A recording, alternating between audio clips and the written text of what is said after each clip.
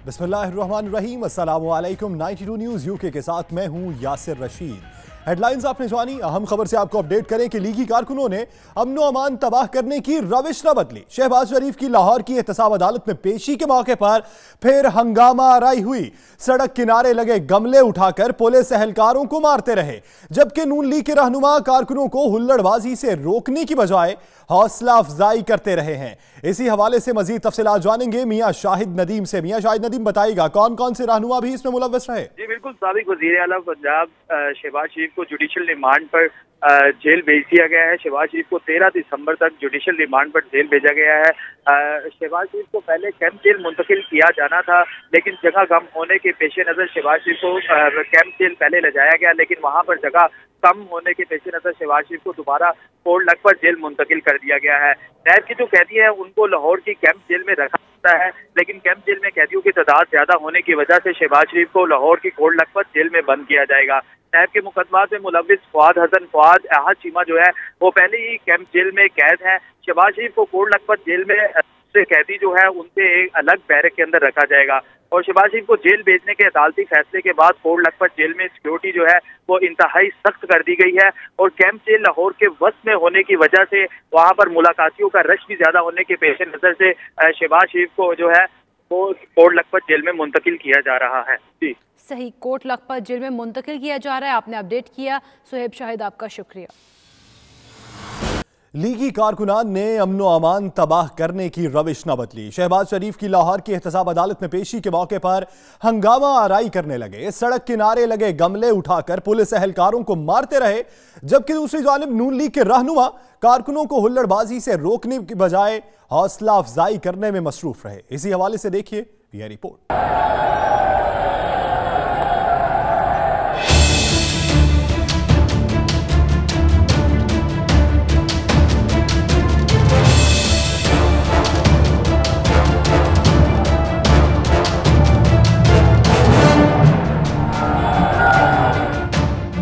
शहबाज शरीफ की एहतसाब अदालत में पेशी। नून लीगी कारकुन आज फिर आपे से बाहर। अदालत के बाहर का इलाका मैदान जंग बन गया। नून लीग के वर्कर्स सड़क किनारे लगे गमले उठाकर पुलिस एहलकारों को मारते रहे। नैब टीम मुल्जिम शहबाज शरीफ को लेकर अदालत पहुंची तो नून लीगी कारकुनों ने हंगामा आराइश शुरू कर दी। परवेज मलिक और ख्वाजा इमरान नजीर समेत दीगर रहनुमा रोकने की बजाय हौसला अफजाई करते रहे।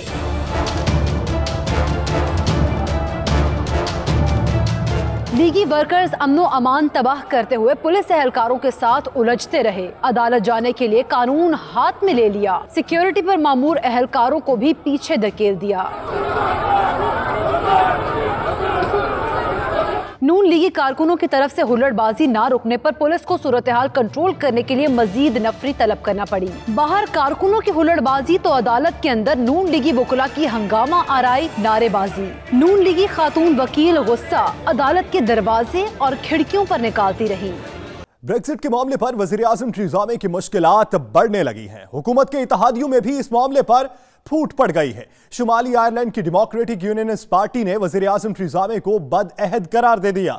बरतानवी पार्लियामेंट में खिताब करते हुए पार्टी के पार्लिमानी लीडर सेमी विल्सन का कहना था कि शुमाली आयरलैंड के मामले पर हुकूमत ने उनको धोखा दिया। वजीर आजम अपनी तय करदा बात से पीछे हट गईं, जिस पर बहुत दुख हुआ। सेमी विल्सन का कहना था कि वजीर आजम ने अपनी हुकूमत बचाने के लिए हमारी कमर में छुरा घोंपा। यूरोपीय यूनियन से इनखला यानी ब्रेक्जिट पर डील या नो डील बारे पार्लियामेंट में 11 दिसंबर को राय शुमारी होगी। ब्रेक्जिट पर पार्लियामेंट से अक्सरियती वोट हासिल करती नजर नहीं आ रही। हुकूमत को आर्टिकल 50 का इत्तलाक खत्म कर देना चाहिए। बगैर डील के यूरोप से अलग होने से यूरोप और बरतानिया को बहुत नुकसान होगा। ब्रेक्जिट के अहम मामले पर लॉर्ड नजीर ने पार्लियामेंट हाउस के सामने bureau chief UK Ghulam Hussain Awan से बात की। आइए आपको दिखाते हैं। बहुत ख़राब मसला हो रहा है, क्योंकि कल आपने देखा है कि ये अनप्रेसिडेंटेड, ये जो मॉडर्न हिस्ट्री है इसमें पहली बार गवर्नमेंट को कंटेम्प्ट में 3 बार शिकस्त हुई है हाउस ऑफ कॉमन्स के अंदर। तो ब्रेग्जिट के हवाले से 11 तारीख को जो एग्रीमेंट है उसके ऊपर फाइनल वोट होगी। लगता है ऐसे है कि गवर्नमेंट हार जाएगी, फिर ऐसे लगता है कि गवर्नमेंट जो है वो यूरोप में वापस जाएगी। चाहे ये अभी डराया जा रहा है कि कोई ऑप्शन नहीं है, तो शायद कोई ऑप्शन मिल जाए, लेकिन ऑप्शन एक तो ये है कि इसको छोड़ दें, आर्टिकल 50 जो है उसको सस्पेंड कर दें, तो आपको फिर निकलने की ज़रूरत नहीं है। जिस तरह हो गया 2 साल ज़ाया हो गए। दूसरी बात यह है कि आप बग़ैर डील के निकलें तो वो बहुत बुरी होगी यूरोप के लिए भी और बरतानिया के लिए भी। और तीसरी है कि अगर नॉर्वे प्लस टाइप कोई अगर एग्रीमेंट हो जाए, वो अभी तक यूरोप मानने के लिए तैयार नहीं है। लेकिन लॉर्ड साहब बिल्कुल आखिरी मरहले में है, 11 तारीख को कहते हैं बहुत बड़ा फैसला होगा। अगर नहीं होती, जो पार्लियामेंटेरियन है वो ब्रेक्सिट को रिफ्यूज़ कर देते हैं, तो होगा क्या? ये देखें, वक्त तो हमारे पास जो आर्टिकल 50 की वजह से 31 मार्च है, तो अभी ये बिल्कुल आखिरी मरहला है, लेकिन अभी तक 3.5 महीने हैं, तो ये नेगोशिएशंस जारी रहेंगी। ये आप मुझे 1 अप्रैल फूल्स डे नहीं, 1 अप्रैल में आके आप पूछें कि भाई क्या हुआ, तो फिर मैं आपको बता दूंगा। जो सेकंड पब्लिक वोट है, आप इसकी हिमायत करते हैं? या मैं हिमायत करता हूं, अगर हुआ तो मैं रिमेन में वोट दूंगा, लेकिन मेरे ख्याल में अगर सेकंड वोट हुई तो थर्ड भी लोग डिमांड करेंगे, तो ये मसला चलता रहेगा।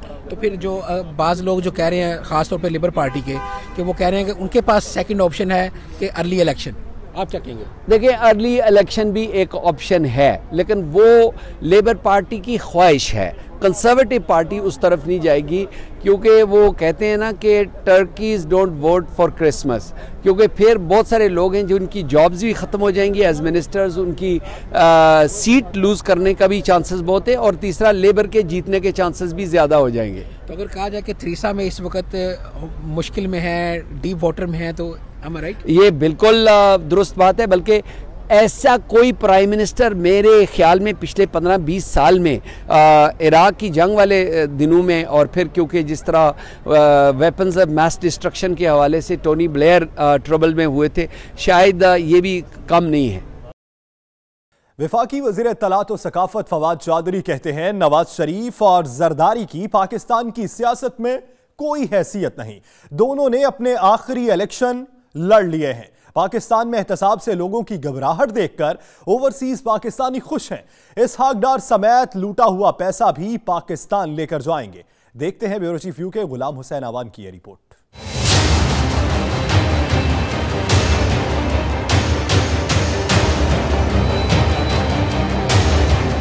विफाकी वजीर इत्तलात फवाद चौधरी ने विफाकी वजीर खजाना असद उमर की तब्दीली की खबरों को रद्द कर दिया। लंदन में नया पाकिस्तान चैलेंजेस और मौक़े के उन्वान से सेमिनार से खिताब करते हुए कहा कि काबीना में फौरी तौर पर रद्दोबदल का इम्कान नहीं है। असद उमर साहब 100% कंटिन्यू कर रहे हैं। उनकी परफॉर्मेंस के ऊपर प्राइम मिनिस्टर साहब को पूरा यकीन है, और इंशाल्लाह कोई ऐसा प्रॉब्लम नहीं है। वो एक पूरी मेरा ख्याल अभी तक तो प्राइम मिनिस्टर साहब ने इस तरफ कोई इशारा नहीं किया। वजीर इत्तलात ने बरतानिया से पाकिस्तानी दौलत और इसहाक डार को वापस लाने का ऐलान करते हुए कहा कि मनी लॉन्ड्रिंग की रिकवरी इसहाक डार से शुरू करेंगे। तक पहली जो अमाउंट है कुछ लाख की 5 लाख लगे हुए हैं। इंशाल्लाह उम्मीद है इसहाक डार साहब से अल्हम्दुलिल्लाह करेंगे। बड़ा चैलेंज तो हमारा जो है वो मईशत ही है। जिस हाल में ये छोड़ गए हैं उसको संभालना ही बड़ा चैलेंज है, और इंशाल्लाह ये जो हमारी टीम है, असद उमर साहब हैं, हमारी जो बाकी इकनॉमिक टीम है, वो उसको बड़ी अच्छी तरह इंशाल्लाह संभालेगी। फवाद चौधरी ने वाज़े किया कि फौज हुकूमत के मंशूर के साथ खड़ी है और अवाम PTI के साथ है। नवाज शरीफ और आसिफ अली जरदारी आखिरी इलेक्शन लड़ चुके, अब जेल में आते जाते रहेंगे। मेरा ख्याल है पूरा पाकिस्तान इमरान खान के साथ खड़ा है, तो आर्मी भी साथ खड़ी है। क्या इशू? फौज जो होती है वो तो हमेशा हुकूमत ही के साथ खड़ी होगी। वजीर इत्तलात ने मसला कश्मीर के पुरअमन हल की जरूरत पर भी जोर दिया। अमरीका के साथ बेहतर ताल्लुकात पर बात करते हुए उनका कहना था कि अमरीका के साथ ताल्लुकात में मजीद बेहतरी आ रही है। ओवरसीज पाकिस्तानीज वेलफेयर काउंसिल बरतानिया के वफ्द ने कायम मकाम पाकिस्तानी हाई कमिश्नर मोहम्मद अयूब से लंदन हाई कमीशन में मुलाकात की, जिसमें ओवरसीज नादरा कार्ड के खात्मे, NADRA agent mafia, dam fund raising और इमरजेंसी वीजा से मुतल्लिक कम्युनिटी मसाइल पर गुफ्तगू की गई। रिपोर्ट कर रहे हैं bureau chief UK Ghulam Hussain आवान।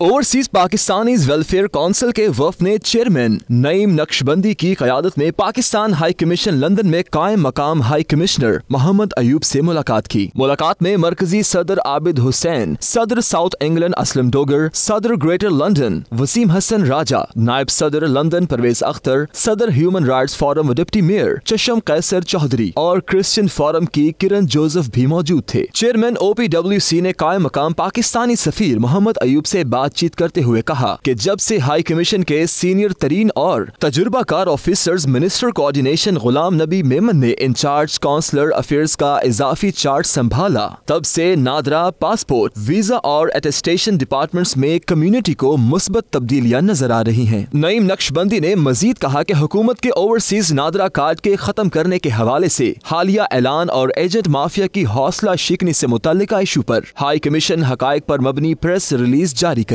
सदर OPWC आबिद हुसैन और असलम डोगर ने कहा कि ज्यादा पाकिस्तानी आबादी वाले दूर दराज इलाकों में माजूर, उम्र रसीदा अफराद और कम्युनिटी की सहूलियात के लिए नादरा सर्जरीज और दरखास्त गुजारों की तादाद में इजाफा किया जाए। OPWC से वफ़द ने कम्युनिटी की तरफ से असिस्टेंट डायरेक्टर पासपोर्ट ताज वली खान, वीजा अताशी राव अब्दुल हन्नान और नादरा मैनेजर असमतुल्लाह कुरैशी की कम्युनिटी के लिए खिदमात की भी तारीफ की। खबरों का सिलसिला जारी है, यहाँ वक्त हुआ एक ब्रेक का। आप देखते रहिए 92 न्यूज़ UK।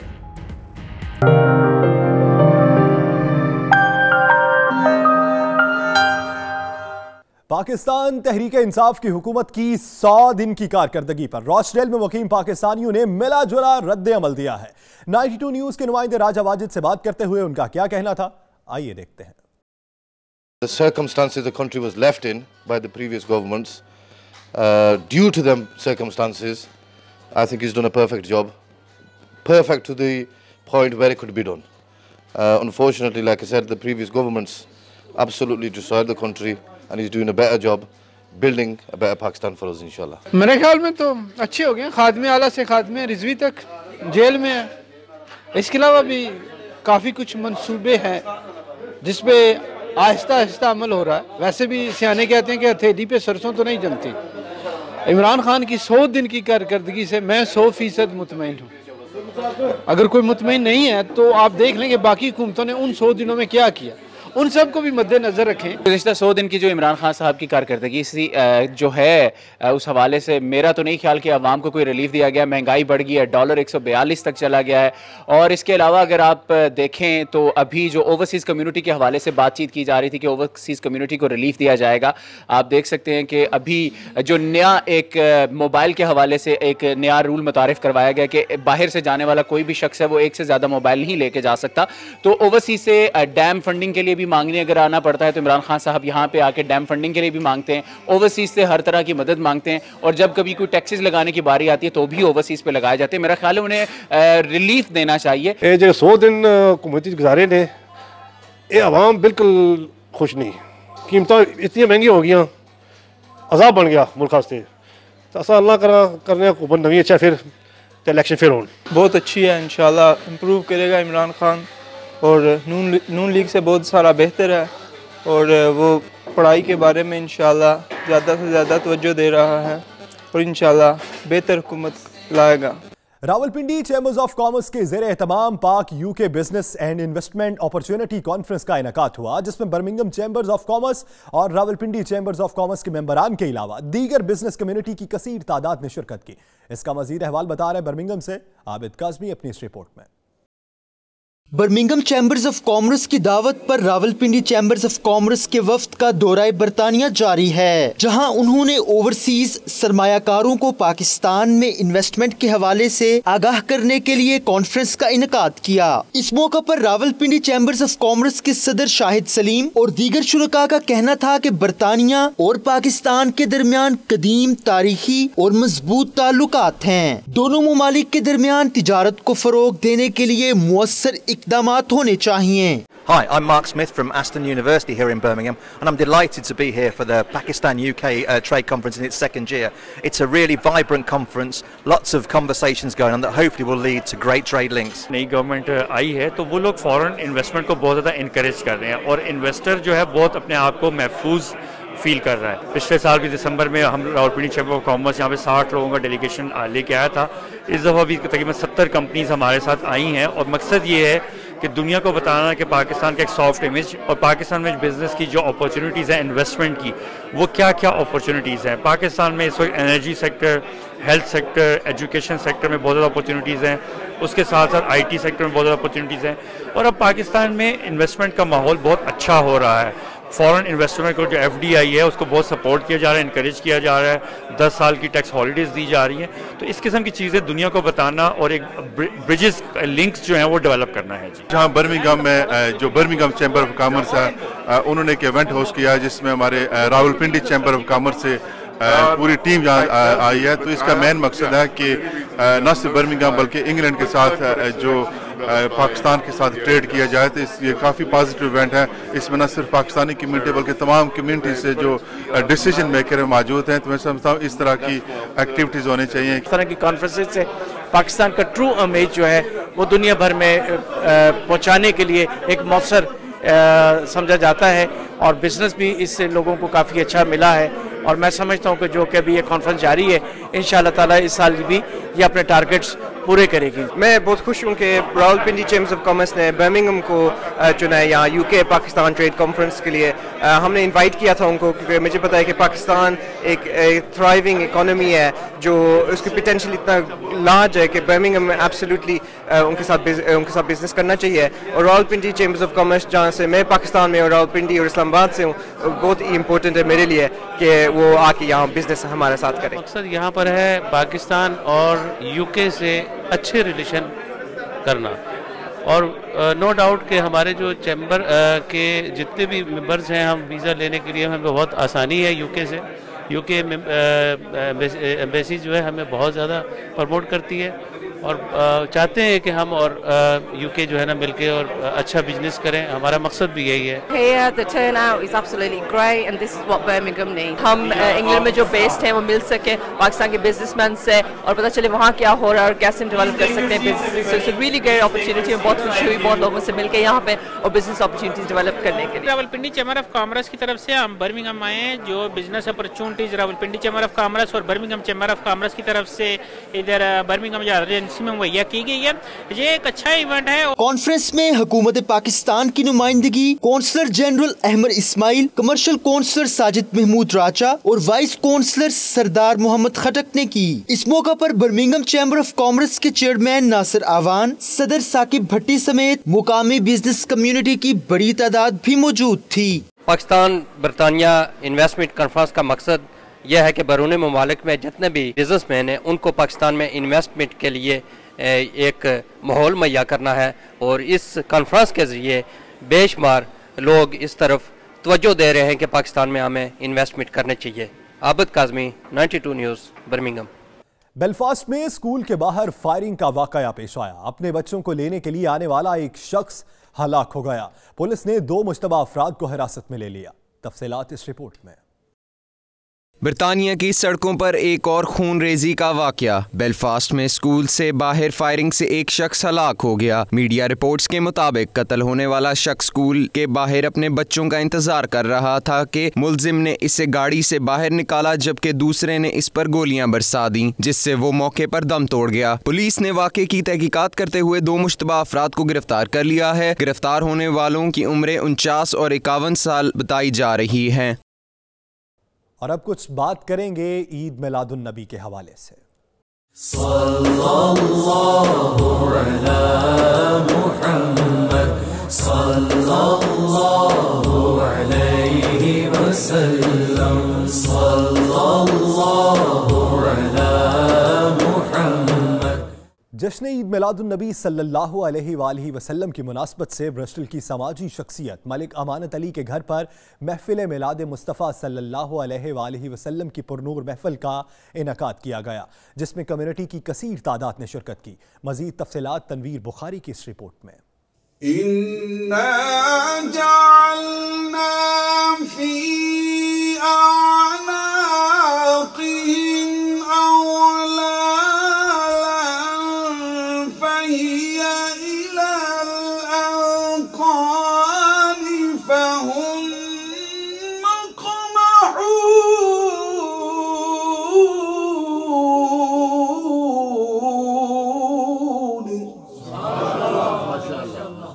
महफिल का आगाज तिलावत कुरान मजीद से हुआ। नाते रसूल मकबूल सल्लल्लाहु अलैहि वसल्लम और जिक्र अस्कार ने महफिल में मौजूद शुरका पर वजद तारी कर दिया।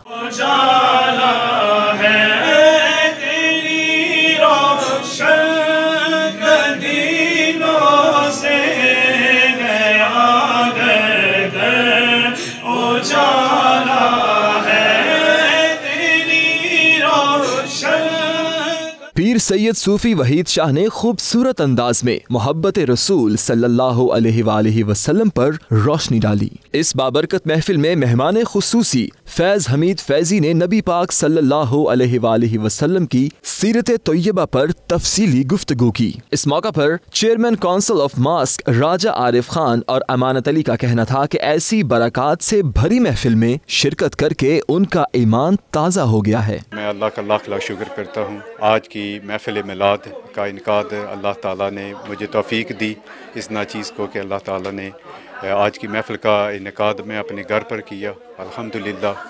और ये हमारे ऊपर ख़ुसूसी अल्लाह ताला का करम है कि अल्लाह ने हमें तौफीक दी है। सबसे पहले तो मैं अपने भाई मलिक अमानत साहब को दिल की अता गहराइयों से मुबारकबाद पेश करता हूँ जो घर में इन्होंने जश्न मिलादुन नबी का प्रोग्राम रखा है।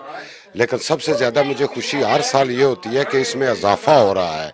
घर घर में सुभान अल्लाह सरकार सल्लल्लाहु अलैहि वसल्लम के जश्न मिलादुन नबी बनाया जा रहा है। ये जो माह पूरा ही होता है ना, कोई दिन खाली नहीं जाता। और हम घरों में देखते हैं बाहर अंदर ये माशाअल्लाह लाइटें लगी हुई हैं, हम खुशियां मना रहे हैं और मनानी भी चाहिए। मिलाद मुस्तफ़ा सल्लल्लाहु अलैहि वसल्लम का खूबसूरत केक भी काटा गया। आखिर में सलातो सलाम और उम्मत मुस्लिमा के लिए खुसूसी दुआ की गई। नबी अकरम हज़रत मोहम्मद सल्लल्लाहु अलैहि वसल्लम की विलादत बासादत के सिलसिले में जश्न का सिलसिला जारी है। इस हवाले से अमरीकी शहर वुडलैंड में भी महफिल मिलाद का इनकाद हुआ जिसमें मुकामी कम्युनिटी की बड़ी तादाद ने शिरकत की। तफसीलात जानिए इस रिपोर्ट में। अमरीकी रियासत कैलिफोर्निया के शहर वुडलैंड की मुकामी मस्जिद में महफिल मिलाद सल्लल्लाहु अलैहि वसल्लम मुनक्किद हुई, जिसमें कम्युनिटी रहनुमाओं अली खादिम, मोहम्मद तारिक और अब्दुल गफ्फार समेत सैकड़ों आशिकाने रसूल ने शिरकत की। शुरका से खिताब में काजी तजवीदुद्दीन कारी ने आप सल्लल्लाहु अलैहि वसल्लम की हयात मुबारक के मुख्तलिफ पहलुओं पर रोशनी डाली। महफिल में नन्हे नात ख्वां कमर इमरान सियालवी ने अपने साथियों के साथ मिलकर नात पढ़ी।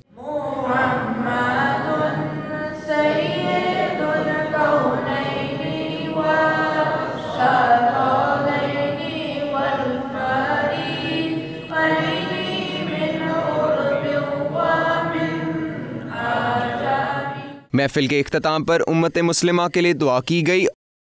खबरों का सिलसिला जारी है। यहाँ वक्त एक ब्रेक का। आप देखते रहिए 92 न्यूज़ यूके।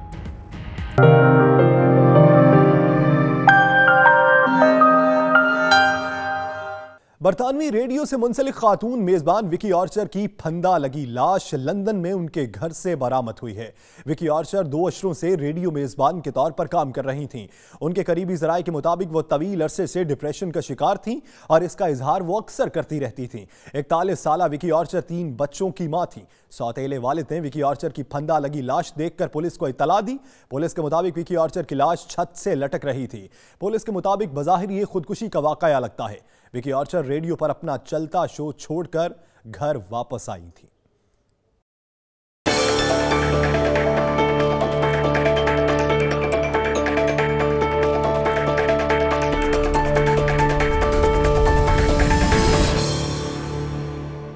सऊदी सहाफ़ी जमाल खशोगी के कत्ल का मामला। तुर्क अदालत ने 2 सऊदी शहरियों के वारंट गिरफ्तारी जारी कर दिए हैं। तुर्क वकील के मुताबिक ये दोनों शहरी सऊदी वलीअहद मोहम्मद बिन सलमान के करीबी साथी हैं। तफसीलात इस रिपोर्ट में।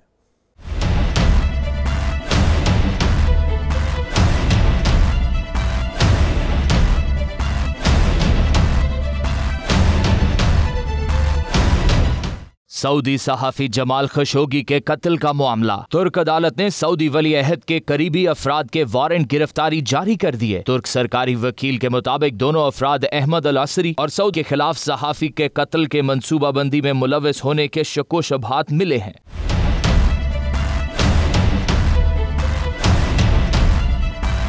तुर्क अदालत का ये फैसला अमरीकी सेनेटर्स की हर्जा सराई के बाद आया। गुज़िश्ता रोज अमरीकी सेनेटर्स ने CIA की सरबराह जीना हैस्पल से मुलाकात की, जिसके बाद अमरीकी सेनेटर्स ने एक मरतबा फिर सऊदी वली अहद पर खशोगी के कत्ल का बेबुनियाद इल्जाम आयद किया था।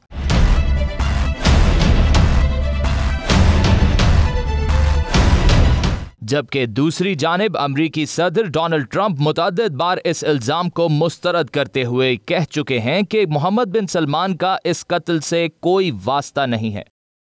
अफगानिस्तान की सूरत हाल पर नेटो चीफ ने भी पाकिस्तान से मदद मांग ली है। ब्रसेल्स में नेटो मीटिंग से खिताब करते हुए जेंस स्टोलटनबर्ग ने कहा कि अफगानिस्तान की सूरत हाल में बेहतरी लाना बहुत अहम है। तफसीलात देखिए इस रिपोर्ट में। अफगानिस्तान में जारी हालिया कार्रवाइयों के दौरान अफगान फोर्सेस और अमरीकी अफवाज बेबस हो गईं। अमरीका के बाद नेटो चीफ ने भी घुटने टेकते हुए पाकिस्तान से मदद की दरखास्त कर दी। नेटो जनरल सेक्रेटरी जेंस स्टोलटनबर्ग ने कहा है कि अफगान अमन के लिए पाकिस्तान को मदद करनी चाहिए। ब्रसेल्स में जारी नेटो कॉन्फ्रेंस से खिताब करते हुए स्टोलटनबर्ग ने सर निकोलस को काबुल में अगला सीनियर शहरी नुमाइंदा मुंतखब कर दिया। इस मौका पर स्टोलटनबर्ग ने कहा कि गुज़श्ता हमलों में अमवात की तादाद परेशान कुन है। उन्होंने तमाम ममालिक से अफगान अमन में किरदार अदा करने की अपील कर दी। स्टोलटनबर्ग का कहना था कि उन्हें अफगानियों के साथ अपनी जान की भी परवाह है। वो अफगानिस्तान को दोबारा दहशतगर्दी की जद में आने नहीं देंगे। नेटो चीफ ने एतराफ किया कि अफगानिस्तान में हालात बेहतरी के बाद दोबारा खराबी की तरफ जा रहे हैं। स्पेन में हजारों शहरी जिनसी ज्यादती के केस में अदालती फैसले के खिलाफ सड़कों पर निकल आए।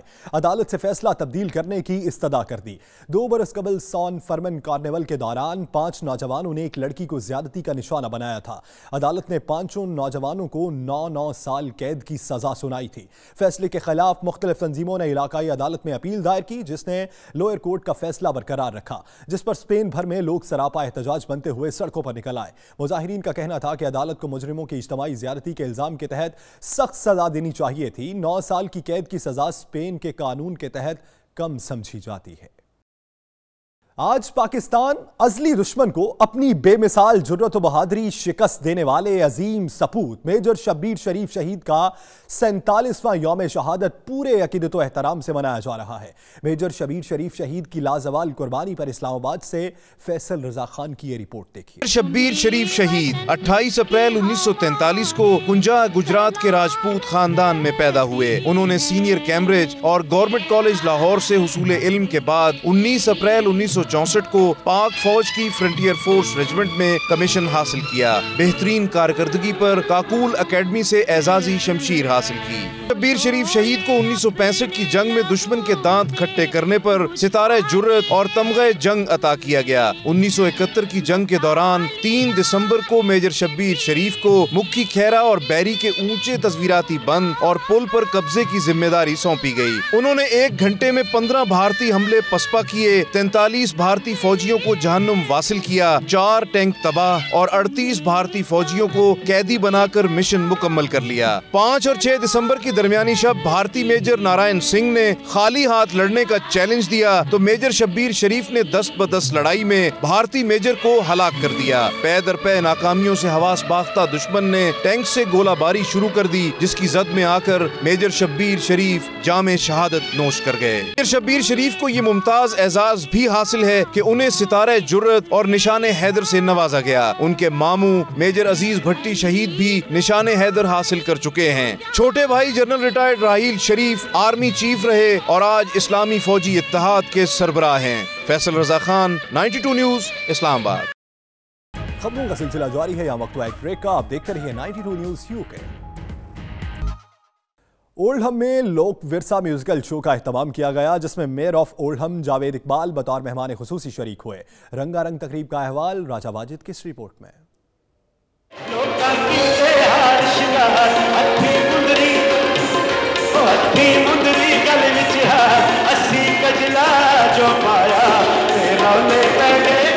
ओल्डहम में लोक विरसा म्यूजिकल शो के नाम से रंगारंग महफिल का इनेकाद किया गया, जिसमें नौजवानों के भंगड़ों और ताहिर नैयर के ढोल और माहियों ने समा बांध दिया।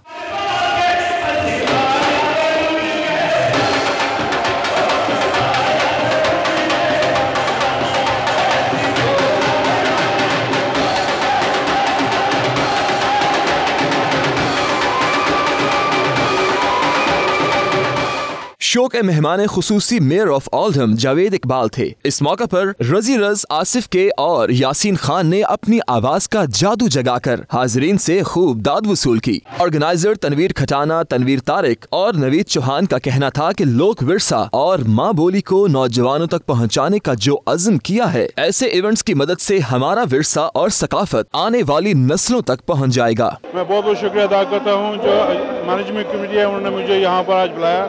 तो मुझे बहुत फख्र है कि हम जो है ना अपनी नौजवान कम्युनिटी से उनको इंकरेज कर रहे हैं कि वो आगे बढ़ें और हमारा जो है ना नाम रोशन करें। हमारे जो वालिदैन आए थे 1960s 1950s के, उनको जो है उनका नाम रोशन करें। तो हमारी कम्युनिटी को जो है ना अपने बच्चों हैं उनको उनके ऊपर इन्वेस्ट करना चाहिए, टाइम लगाना चाहिए कि उनको जो है ना आप शाबाश दें और वो कदम आगे बढ़ाएं और हम अपनी कम्युनिटी का नाम जो है ना फख्र करें। मुझे बड़ी खुशी है जी, ये ओल्डहम में आज मेरा शो है और ज़बरदस्त यहाँ से मुझे रिस्पांस मिल रहा है। और जो मेरी कोशिश है कि मैं अपनी पटवारी ज़बान को प्रमोट करूं और मेरा यूके में आने का मकसद भी यही है कि जो हमारे आने वाली जो नस्ल है, हमारे बच्चे हैं जो इसी मुल्क के रह हो गए हैं बिल्कुल और अपनी ज़बान को भूल गए हैं, मैं चाह रहा हूँ कि हमारी पटवारी प्रमोट हो और अपना कल्चर जो है हमारे बच्चे याद रखें। मैं रिज थे असी पंजाबी नूं बहुत सपोर्ट करने, साडी माँ बोली है पंजाबी। तो मैं अपने जो यंग जनरेशन है उन्होंने मैं मैसेज ये देना चाहना कि अपने गाने सुनो, यो यो है यो ए करने सुने तुम बंद करो थोड़ी देर थी, थोड़े अपने सुनो, अपनी ज़बान सीखो, इन्हों समझो। इन्हों हर एक गाने दे विच कुछ ना कुछ मैसेज होंदा है, वो मैसेज नूं समझिया करो। दिस इज़ कि तुसीं फिर बहुत अगे आ सकते हो। जेडे इस तरह इवेंट होने वो असां लोगों की जी पाकिस्तानी कम्यूनिटी है, जेडे असां लोग इत्थे रहने असां की अपने कल्चर नाल अपनी सकाफत नाल वो जरा जोड़ी ते रखने। जिस तरह आखने कि एक जी टहनी होनी है, अगर दरख्त नाल कटी जाए लेकिन अगर थोड़ी जी अपने दरख्त नाल जुड़ी टिकी रहे तो वो हरी रहनी है। इस तरह ये असां जरा कल्चर है, जो इस तरह इवेंट होने अगर वो होने रहन तो असां अंदर जी वो चीज़ है अपने मुल्क तो दूर रहने भी वो असां अंदर वो चीज़ जिंदा रहनी है। असां कल्चर, असां सकाफत, असां अपनी ज़बान वो चीज़ जिंदा रहनी है। बहुत ही अच्छा शो हो रहा है, अभी तक ये जारी है। इसका मेन मकसद एक तो ये था कि जो पाकिस्तान में ईदी वेलफेयर चैरिटी ऑर्गेनाइजेशन है उसको सपोर्ट किया जाए, और दूसरा इसका मकसद ये था कि हमारी नौजवान नस्लें जो यहाँ बड़ी हो रही हैं उन्हें अपने कल्चर के बारे में मालूमात मिले। इस तरह ने जो आज culture we had in Oldham बहुत अच्छे हैं, क्योंकि अपने कल्चर की जिंदा रखने and we should do more events like this. Lok Virsa musical show Oldham की तारीख में अपनी नौयत का मुनफरिद शो था, जिसे हाजरीन ने बेहद सराहा। नौजवान नस्ल को अपनी सकाफत से मुतारिफ करवाना बेहद ज़रूरी है और लोक विरसा जैसे इवेंट इसमें बहुत ही अहम किरदार अदा कर रहे हैं। कैमरा टीम के साथ राजा वाजिद, 92 न्यूज़, राचडेल, बरतानिया। अल्लाह जाने कौन बशर है समेत बेशुमार कवालियां गाने वाले कवाल का कलाम आज भी सुनने वालों पर वजद तारी करते। शायर और मौसीकार अजीज मियां को बिछड़े 18 बरस बीत गए। इस बुलेटिन से फिल वक्त इतना ही। मजीद बाखबर रहने के लिए विजिट कीजिए वावसूख वेबसाइट 92newshd.tv। तो देखते रहिए 92 न्यूज़ UK।